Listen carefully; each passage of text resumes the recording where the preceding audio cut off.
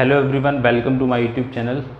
आज की इस क्लास की शुरुआत करेंगे नंबर सिस्टम से। नंबर सिस्टम के जितने भी पार्ट हैं बिल्कुल बेसिक से समझेंगे। बेसिक से फिर धीरे धीरे एडवांस की तरफ बढ़ेंगे।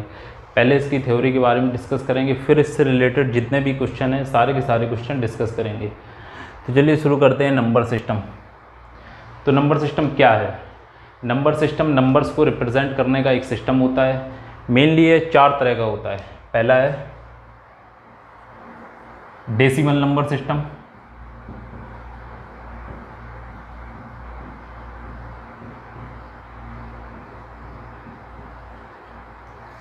इसे हिंदी में बोला जाता है दशमलव संख्या पद्धति।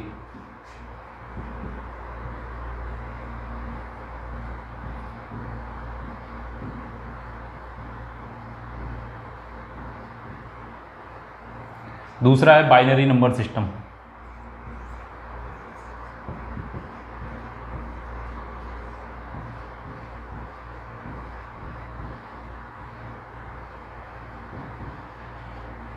इसे हिंदी में बोला जाता है द्विआधारी संख्या पद्धति।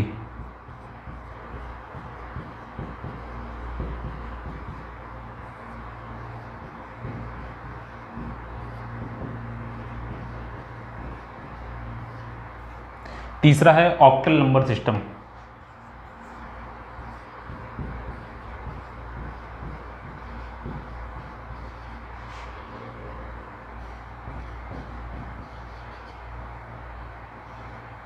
इसे हिंदी में बोला जाता है अष्टाधारी संख्या पद्धति।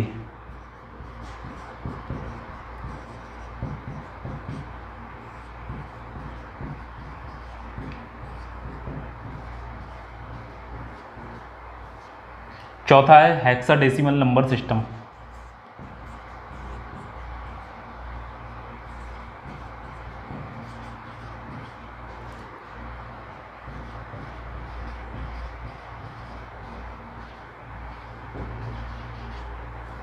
इसे हिंदी में बोला जाता है षोडशाधारी संख्या पद्धति।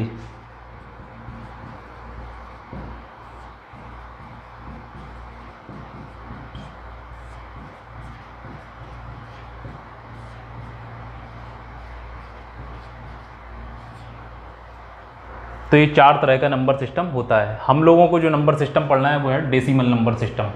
इसका यूज़ मैथमेटिक्स में होता है। इन 3 का यूज़ इलेक्ट्रॉनिक्स में, कंप्यूटर वगैरह में होता है, लेकिन फिर भी इनके बारे में थोड़ा थोड़ा डिस्कस कर लेते हैं। डेसिमल नंबर सिस्टम में 0 से लेकर 9 तक 10 डिजिट का यूज़ होता है।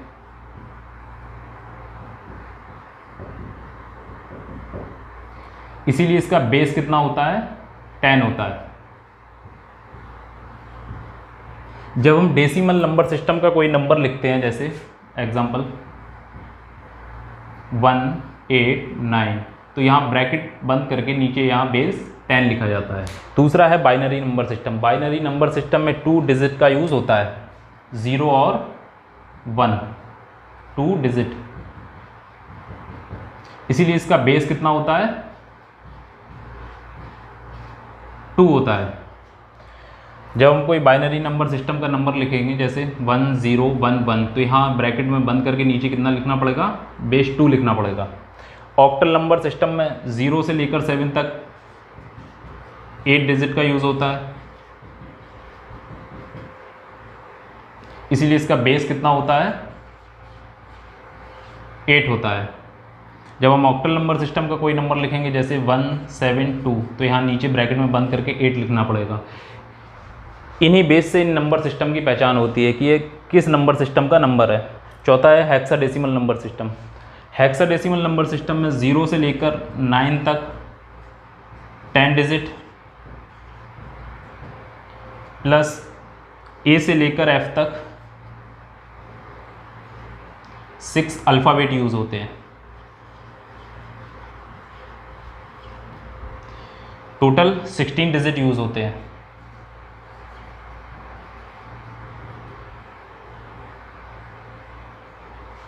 जब हम हेक्साडेसिमल नंबर सिस्टम का कोई नंबर लिखेंगे, एग्जांपल 139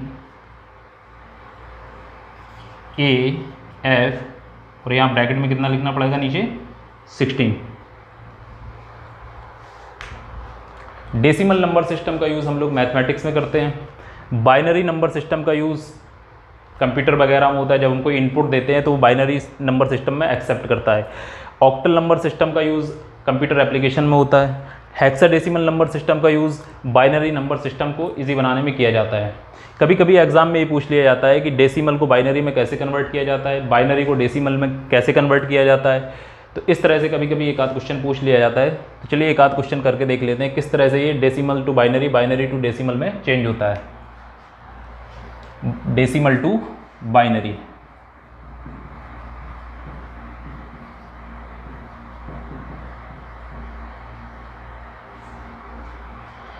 एक एग्जांपल लेते हैं। जैसे कोई नंबर है 25, तो ये डेसिमल नंबर सिस्टम का नंबर है क्योंकि यहाँ बेस कितना है 10। इसे किस में चेंज करना है, बाइनरी में।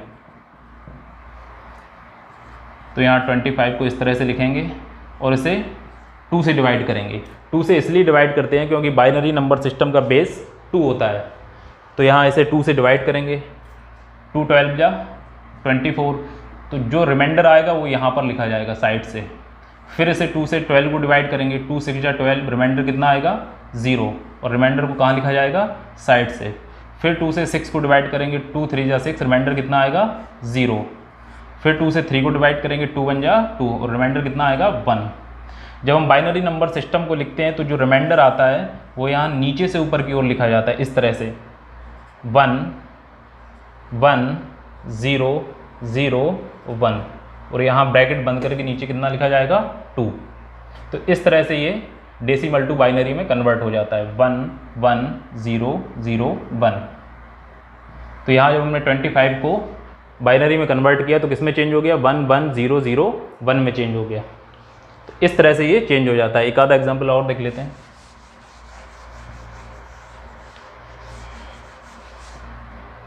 नेक्स्ट है 117।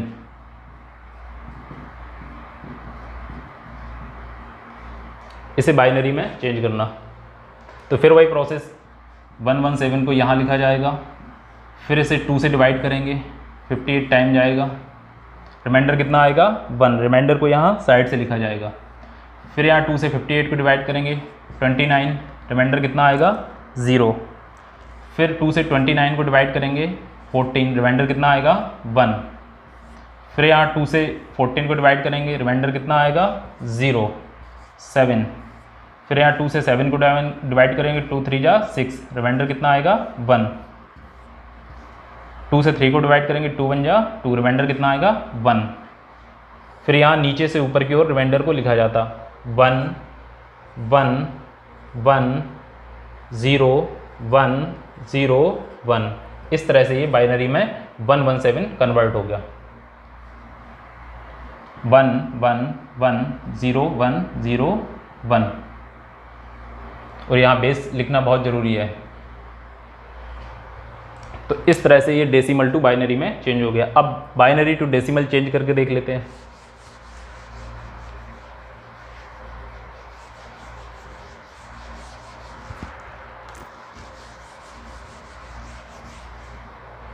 बाइनरी टू डेसिमल,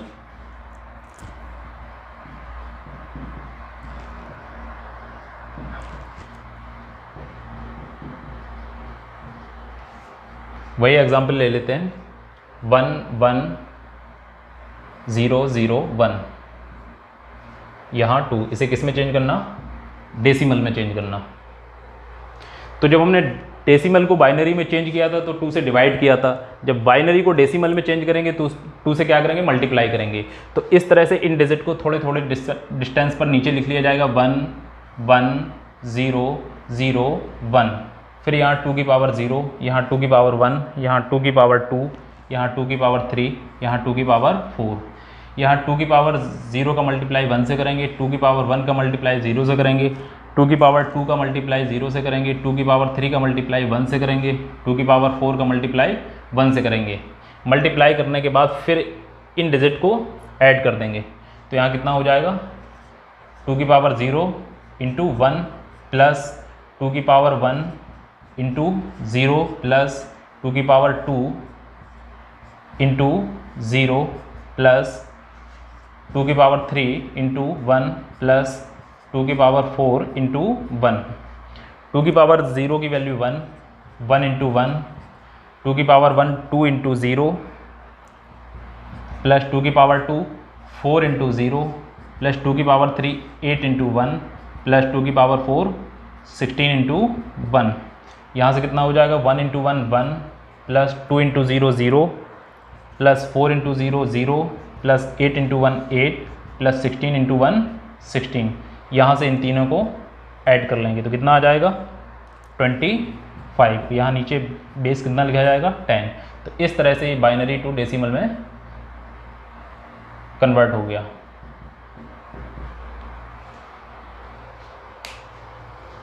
अब हम लोगों को जो नंबर सिस्टम पढ़ना है वो है डेसिमल नंबर सिस्टम।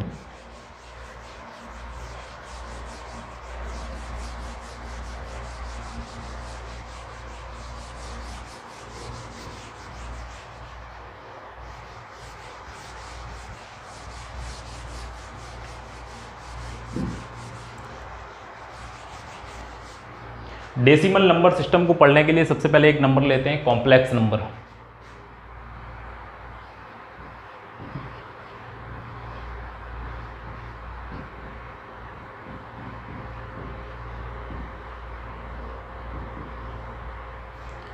इसे हिंदी में बोला जाता है सम्मिश्र संख्या।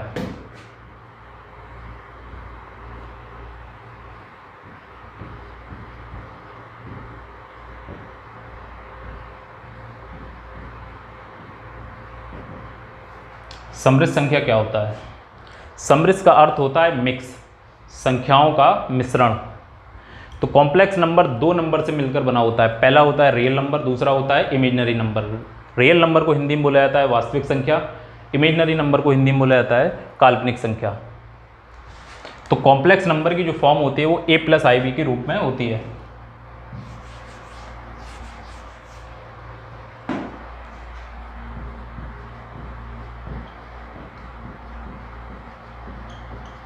कॉम्प्लेक्स नंबर की form a plus i b के रूप में होती है। ये वाला जो पार्ट होता है वो कहलाता है रियल नंबर,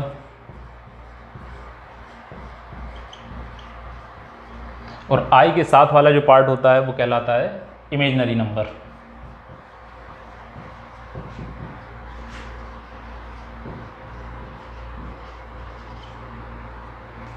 रियल नंबर को हिंदी में बोला जाता है वास्तविक संख्या,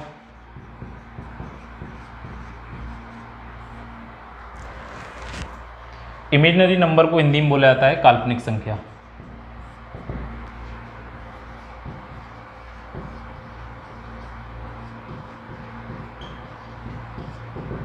ए और बी जो संख्याएं होती हैं वो वास्तविक संख्याएं होती हैं, रियल नंबर होते हैं।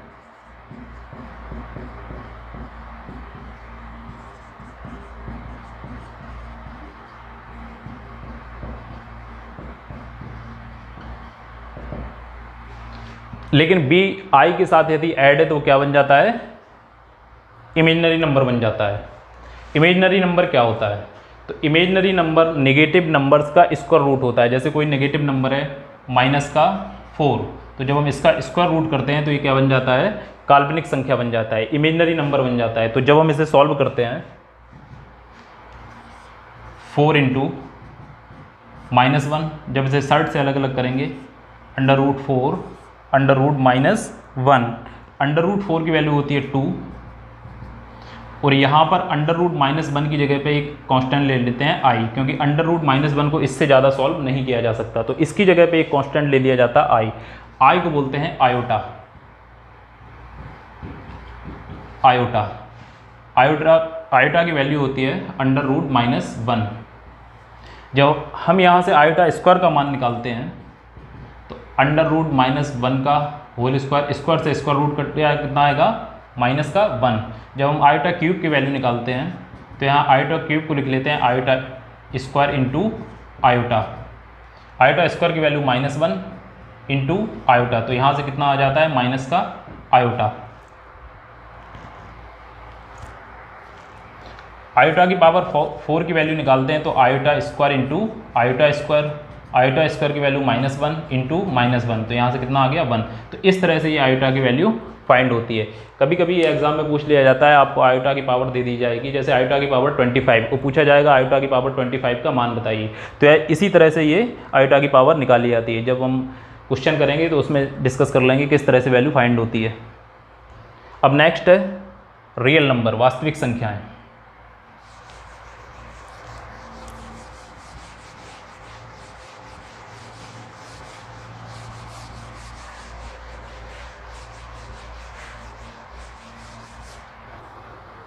कॉम्प्लेक्स नंबर को दो भागों में बांटा जाता है।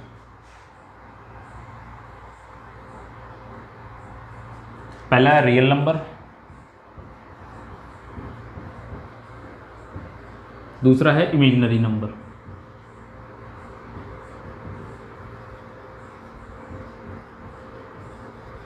रियल नंबर को हिंदी में बोला जाता है वास्तविक संख्या,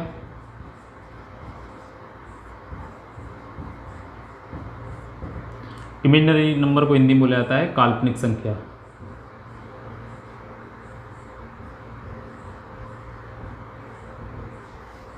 अब नेक्स्ट है रियल नंबर क्या है, वास्तविक संख्याएं क्या हैं। रियल नंबर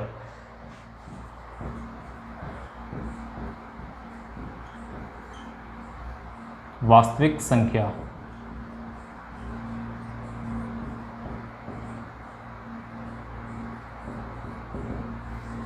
तो इमेजिनरी नंबर को छोड़कर जितनी भी माइनस इन्फिनिटी से लेकर प्लस इन्फिनिटी तक जितनी भी संख्याएं वो सारी की सारी क्या हैं, वास्तविक संख्याएं हैं। माइनस इन्फिनिटी से लेकर प्लस इन्फिनिटी तक जितनी भी संख्याएं वो सारी की सारी क्या हैं, वास्तविक संख्याएं। वास्तविक संख्याओं को फिर से दो भागों में बांटा जाता है। पहला है परिमेय संख्या, रेशनल नंबर,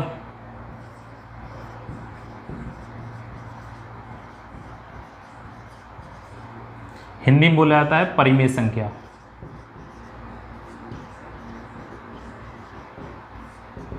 दूसरा है इर्रेशनल नंबर,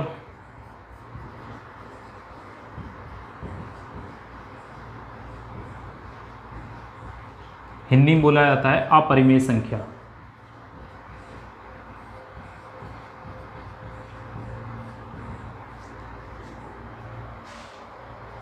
तो एक डेफिनेशन इसकी ये भी है, परिमेय तथा अपरिमेय संख्याओं के समूह को वास्तविक संख्याएं कहा जाता है। Rational number and irrational number together form real number. परिमेय तथा अपरिमेय संख्याओं के समूह को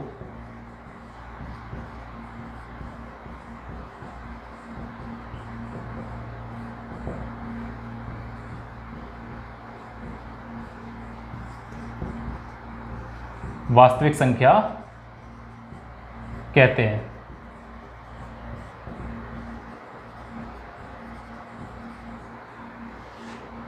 यदि हमें किसी नंबर की पहचान करना है कि वो रियल नंबर है या नहीं, तो हम क्या करेंगे, उस नंबर का स्क्वायर करेंगे। स्क्वायर करने के बाद यदि हमें पॉजिटिव नंबर मिलता है तो वो क्या कहलाएगा, रियल नंबर कहलाएगा। एग्जाम्पल, जैसे कोई हमने रियल नंबर लिया 5, 2/3, 5.6, -7, 6√3, ये सारे के सारे कैसे हैं, रियल नंबर है। यदि हम इन नंबरों के क्या करेंगे, स्क्वायर करेंगे, तो स्क्वायर करने के बाद ये सारे नंबर में कैसे मिलेंगे, पॉजिटिव मिलेंगे। यदि हम एक नंबर लें जैसे -√5, तो क्या ये रियल नंबर है? तो इसकी पहचान कैसे करेंगे, तो हम क्या करेंगे, इसका स्क्वायर करेंगे। माइनस के √5 का जब हम स्क्वायर करेंगे तो स्क्वायर से स्क्वायर कट आएगा तो कितना आएगा, -5।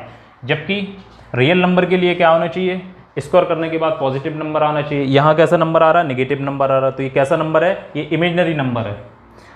माइनस का √5 कैसा नंबर है, इमेजिनरी नंबर है। अब बात करते हैं नेक्स्ट, रेशनल नंबर क्या होता है।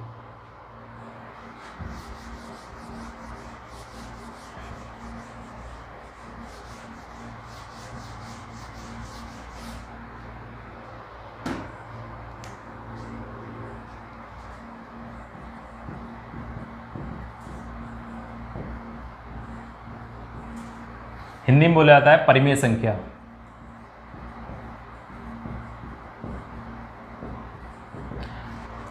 तो हम जितनी भी संख्याएं पढ़ते हैं, जैसे परिमेय संख्या है, अपरिमेय संख्या है, पूर्णांक है, पूर्ण संख्या है, प्राकृतिक संख्या है, तो ये सारी की सारी किसमें आती हैं, वास्तविक संख्याओं के अंदर आती हैं। देखते हैं अब रेशनल नंबर क्या है। परिमेय संख्या, परिमेय संख्या क्या होती हैं। परिमेय संख्या वे संख्याएं कहलाती हैं जिन्हें हम p अपॉन क्यू की फॉर्म में लिख सकते हैं, और जहां q 0 के बराबर नहीं होता है। और p और q क्या होते हैं? दोनों पूर्णांक होते हैं। पूर्णांक को इंग्लिश में बोला जाता है इंटीजर्स। वे संख्याएं जिन्हें हम p अपॉन क्यू की फॉर्म में लिख सकते हैं।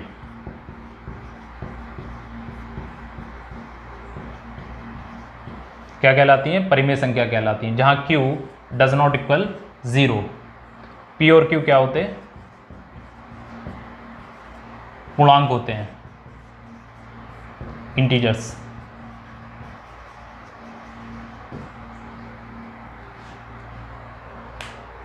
तो हम रेशनल नंबर के एग्जाम्पल देखें।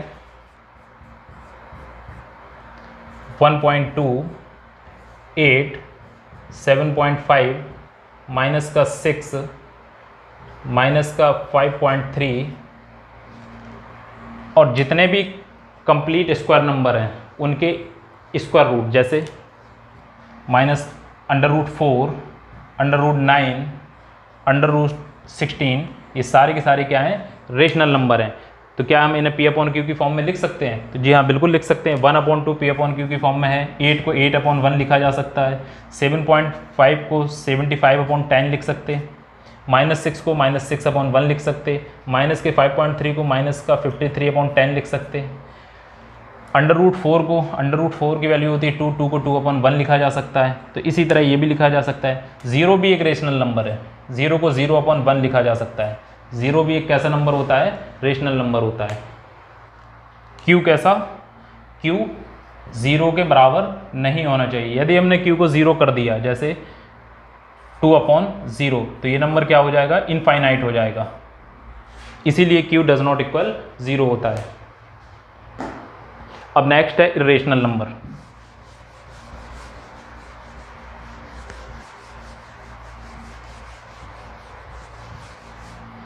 इर्रेशनल नंबर क्या होता है? अपरिमेय संख्याएं वे संख्याएं होती हैं जिन्हें हम p अपॉन क्यू की फॉर्म में नहीं लिख सकते हैं। तो क्या कहलाती हैं? अपरिमेय संख्याएं कहलाती हैं।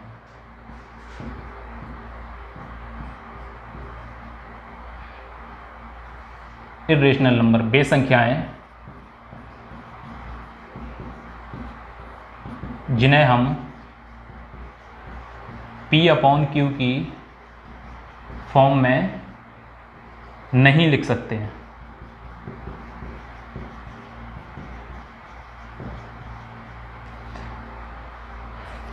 q 0 के बराबर नहीं होता। और p और q क्या होते हैं? इंटीजर्स होते हैं।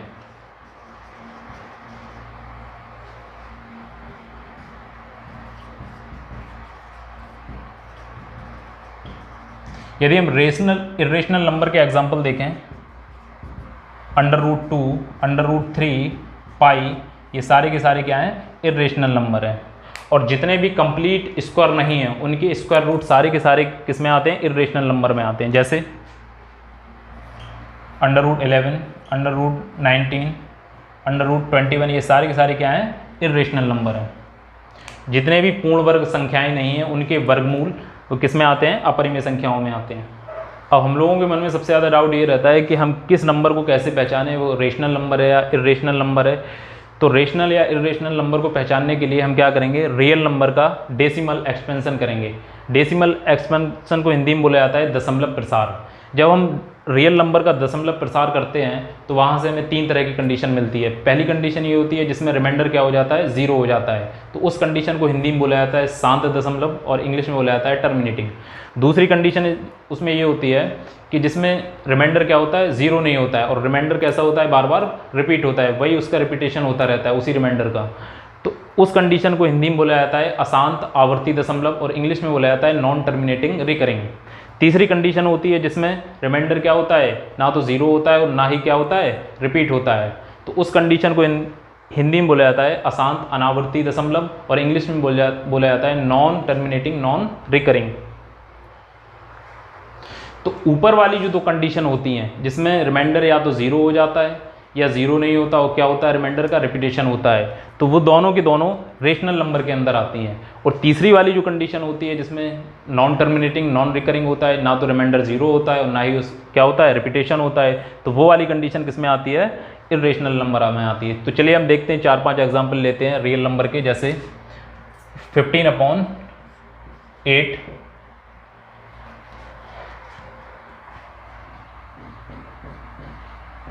10/3, √2 पाई। इस तरह से ये सारी की सारी क्या हैं, रियल नंबर हैं। तो जब हम इनका डेसिमल एक्सपेंशन करेंगे, 8 से 15 को डिवाइड करेंगे, 8 × 8, 7 8 से क्या है छोटा है, तो यहाँ कितना आ जाएगा, दशमलव यहाँ आ जाएगा 0। 8 8 64, कितना आ गया 6, यहाँ से फिर से 0 हो जाएगा। 8 7 जा 56, यहाँ कितना आया 4, फिर से 0 हो जाएगा। 8 5 जा 40, अब यहाँ क्या हो गया, रिमाइंडर क्या हो गया, 0 हो गया। तो जब हमने 15/8 को सॉल्व किया तो इसमें आगे जाके रिमाइंडर क्या हो गया, 0 हो गया। जो हमें डेसिमल एक्सपेंशन मिला वो क्या है, 1.875। तो जब हमने इसका दशमलव प्रसार किया तो कितना आया, 1.875, और इसमें रिमाइंडर क्या हो गया, 0 हो गया। अब 10/3 को सॉल्व करके देखते हैं। जब 10/3 को 3 से 10 को डिवाइड करेंगे, 3 3 जा 9, कितना आएगा 1। इसके बाद 1 3 से छोटा है, यहाँ दशमलव, यहाँ 0 आ जाएगा। फिर 3 3 जा 9, फिर कितना आएगा 1, फिर यहाँ 0 हो जाएगा। फिर 3 टाइम जाएगा, फिर कितना 3 3 जा 9, फिर कितना आएगा 1। तो इस तरह से 1 1 1 रिमाइंडर क्या होता रहेगा, रिपीट होता रहेगा। और यहाँ भी 3 3 3 क्या होता रहेगा, रिपीट होता रहेगा। जब हमने 10/3 को सॉल्व किया तो कितना आया, 3.3333, और रिमाइंडर कितना आया, 1 1 1, और रिमाइंडर क्या होता रहा, रिपीट होता रहा। तो इस कंडीशन को बोला जाता है नॉन टर्मिनेटिंग रिपीटिंग। तीसरी कंडीशन है जब हम √2 का दशमलव प्रसार करेंगे, कितना आएगा, 1.41421356237। तो इस तरह से इसमें क्या रिमाइंडर 0 नहीं होगा, और ना ही इसमें क्या होगा, रिपीटेशन होगा। हर बार एक नया नंबर मिलेगा, अलग अलग नंबर मिलेगा। रिमाइंडर का क्या होगा, रिपीटेशन नहीं होगा। जब हम पाई को डेसिमल एक्सपेंशन करेंगे पाई का, तो कितना आएगा, 3.14159265535। इस तरह से ये भी क्या होगा, नॉन टर्मिनेटिंग है, और इसमें क्या होगा, रिपीटेशन नहीं होगा। तो इस तरह से हमें 3 तरह की कंडीशन मिली। पहली कंडीशन जिसमें रिमाइंडर 0 हो गया था, दूसरी कंडीशन जिसमें रिमाइंडर क्या हो रहा था, ना तो 0 हो रहा था और रिमाइंडर का क्या हो रहा था, रिपीटेशन हो रहा था। तीसरी कंडीशन जिसमें ना तो रिमाइंडर 0 हो रहा और ना ही क्या हो रहा, रिपीटेशन हो रहा। पहली कंडीशन जब शेषफल 0 हो जाए, तो इसके अंदर कौन सा नंबर आएगा, 1.875। दूसरी कंडीशन जब शेषफल 0 ना हो और क्या हो, आवृत्ति हो, शेषफल की आवृत्ति हो, तो इसमें कौन सा वाला नंबर आएगा, 3.333 इस तरह से। तीसरी कंडीशन थी जब शेषफल ना तो 0 हो और ना ही आवृत्ति हो, तो इसमें कौन सा वाला नंबर आएगा, जैसे √2 पाई, ये दोनों के दोनों नंबर आ जाएंगे। तो जब शेषफल जिसमें 0 नहीं होता है, उस कंडीशन को हिंदी में बोला जाता है शांत दशमलव। इसे हिंदी में क्या बोला जाता है, शांत दशमलव।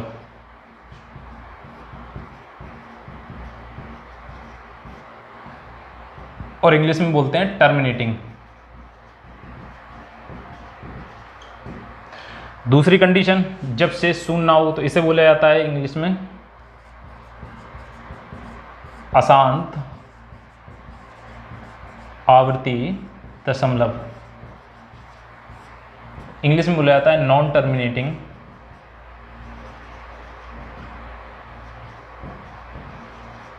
और कैसी वो आवृत्ति होती है तो रिकरिंग। तीसरी कंडीशन, जब शेष ना तो शून्य हो और ना ही आवृत्ति हो, तो इस कंडीशन को हिंदी में बोला जाता है अशांत अनावृत्ति दशमलव।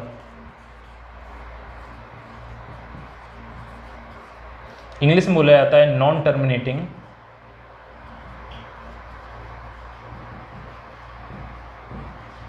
Non recurring.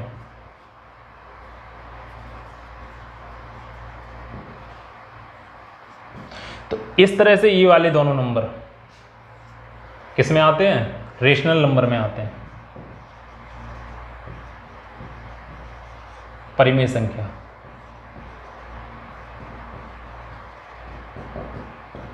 और ये वाला जो तीसरी वाली कंडीशन है, ये वाले दोनों नंबर किस में आते हैं? अपरिमेय संख्या में।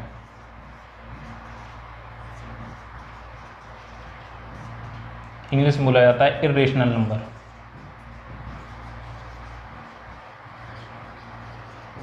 तो हम इस तरह से डेसिमल एक्सपेंशन करके पता कर सकते हैं कि कौन सा नंबर रेशनल है, कौन सा नंबर इर्रेशनल है।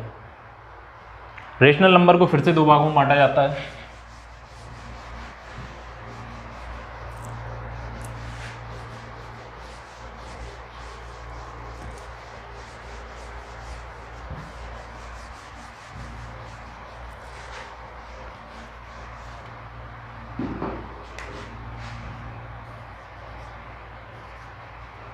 पहला है फ्रैक्शन, हिंदी में बोला जाता है भिन्न। दूसरा है इंटीजर्स, हिंदी में बोला जाता है पूर्णांक। तो फ्रैक्शन जो अपन पी अपॉन क्यू की फॉर्म में लिखते हैं और उसका डेसिमल एक्सपेंशन करते हैं, वो फ्रैक्शन कहलाते हैं। अब बात करते हैं पूर्णांक की। पूर्णांक क्या होते हैं? इंटीजर्स।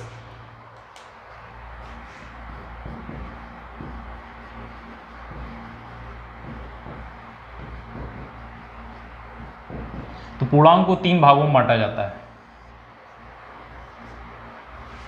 पहला है नेगेटिव इंटीजर्स, दूसरा है जीरो इंटीजर्स, तीसरा है पॉजिटिव इंटीजर्स। नेगेटिव इंटीजर्स में माइनस इन्फिनिटी से लेकर -3, -2, -1 तक आते हैं। जीरो इंटीजर्स में ज़ीरो आता है। पॉजिटिव इंटीजर्स में 1, 2, 3, 4 कहाँ तक? इन्फिनिटी तक। तो इस तरह से ये पूर्णांक को तीन भागों में बांटा जाता है। तो जो पॉजिटिव इंटीजर्स है इसी को हम लोग बोलते हैं नेचुरल नंबर।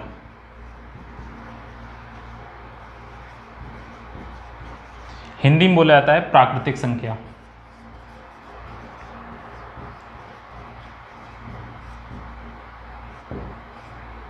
प्राकृतिक संख्याओं की स्टार्टिंग एक से होती है। एक से क्यों होती है? क्योंकि नेचर में कोई भी चीज़ जीरो नहीं होती है। यदि अगर कोई भी चीज़ है तो उसकी स्टार्टिंग काउंटिंग कितने से होगी? 1 से होगी। नेचुरल नंबर के साथ यदि हम ज़ीरो को ऐड कर दें तो ये बन जाता है होल नंबर।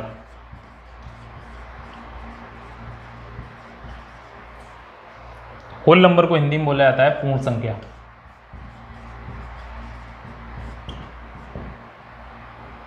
नेचुरल नंबर को n से डिनोट करते हैं। n बराबर 1, 2, 3, 4 इन्फिनिटी तक। होल नंबर को w से रिप्रेजेंट करते हैं। w बराबर 0, इसमें नेचुरल नंबर के साथ 0 को ऐड करने से क्या बन जाता है? होल नंबर बन जाता है। 0, 1, 2, 3 कहाँ तक? इन्फिनिटी तक। ये क्या कहलाता है? होल नंबर कहलाता है। इंटीजर्स को z से डिनोट करते हैं। z बराबर -इनफाइनाइट से +इनफाइनाइट तक। z से क्यों डिनोट करते हैं? एक वर्ड है जर्मन भाषा का ज़ैहलिन।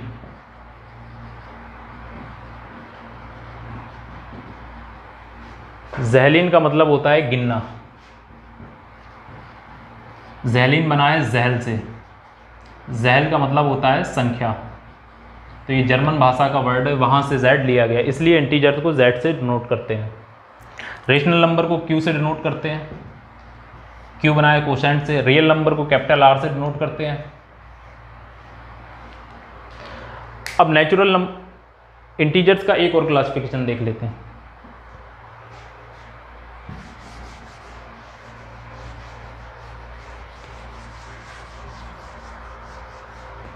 इंटीजर्स को फिर से दो भागों में बांटा जाता है।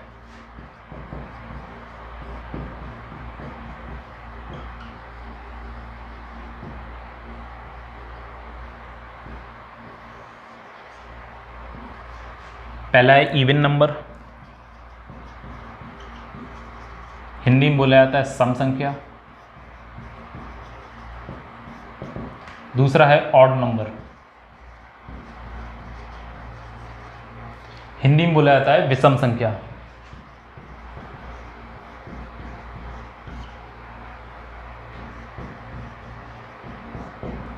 इवन और ऑड नंबर क्या होते हैं? इवन नंबर वो नंबर होते हैं जो 2 से डिवाइड हो जाते हैं, ऑड नंबर वो होते हैं जो 2 से डिवाइड नहीं होते हैं। तो -∞ से लेकर डॉट डॉट -4 -2 0 2 वो कहाँ तक, +∞ तक, ये सारे के सारे क्या हैं, इवन नंबर है। इवन नंबर में 0 भी आता है। कुछ लोगों के मन में ये डाउट रहता है कि 0 ना तो ऑड है ना ही इवन है। तो 0 एक कैसा नंबर है, इवन नंबर है। ऑड नंबर वो होते हैं जो 2 की टेबल से डिवाइड नहीं होते हैं। तो इसमें कौन से आ जाते हैं, -∞ से लेकर -3 -1 1 3 कहाँ तक, इन्फिनिटी तक, ये सारे के सारे क्या हैं, ऑड नंबर हैं। 0 इसलिए इवन नंबर होता है, यदि हम लिखें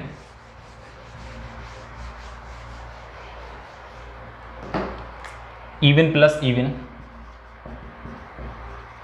जब हम इवन और इवन को जोड़ते हैं तो हमें क्या मिलना चाहिए, एक इवन नंबर मिलना चाहिए। जब हम ऑड और ऑड को जोड़ते हैं तो हमें क्या मिलना चाहिए, एक इवन नंबर मिलना चाहिए। जब हम इवन प्लस ऑड को जोड़ते हैं तो हमें क्या मिलना चाहिए, ऑड नंबर मिलना चाहिए। ये इवन और ऑड की प्रॉपर्टी है। तो यदि हम 0 को ऑड माने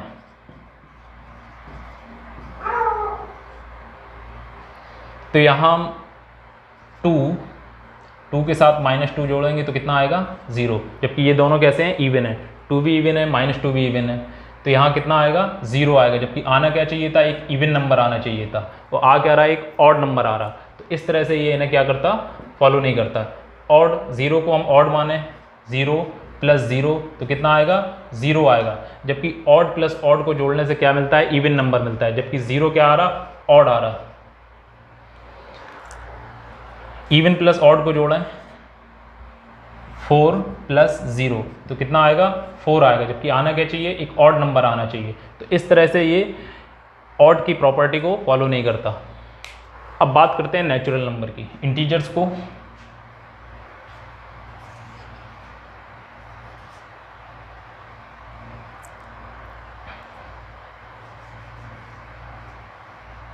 अब बात करते हैं नेचुरल नंबर की।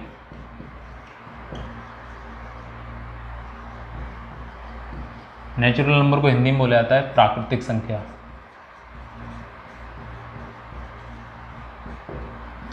n बराबर 1 2 3 इन्फिनिटी तक। इनको फिर से 3 भागों में बांटा जाता है। पहला है अभाज्य संख्या, इंग्लिश में बोला जाता है प्राइम नंबर। दूसरा है 1, तीसरा है भाज्य संख्या, इंग्लिश में बोला जाता है कंपोजिट नंबर।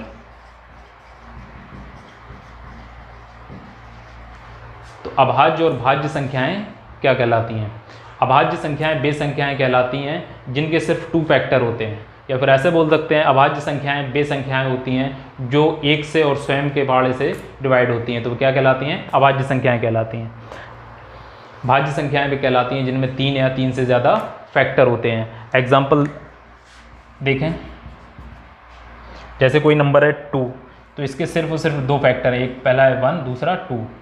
कोई नंबर है 3, तो इसके सिर्फ और सिर्फ 2 फैक्टर हैं, पहला 1 और दूसरा 3। इसके अलावा, इन दोनों के अलावा ये दोनों नंबर किसी तीसरे से डिवाइड नहीं होंगे। एग्जाम्पल, भाज्य संख्याओं का एग्जाम्पल लें, जैसे 9, तो 9 किससे डिवाइड होगा? 1 से होगा, 3 से होगा और खुद 9 से होगा। तो इसके कितने फैक्टर हैं? 3 फैक्टर हैं। तो जिसके 3 या 3 से ज़्यादा फैक्टर होते हुए क्या कहलाती हैं? भाज्य संख्याएं कहलाती हैं। चलिए आज की क्लास यहीं फिनिश करते हैं। अब नेक्स्ट वीडियोस में हम लोग देखेंगे इससे रिलेटेड जितने भी सारे क्वेश्चन होंगे नंबर सिस्टम के, तो वो सारे के सारे डिस्कस करेंगे।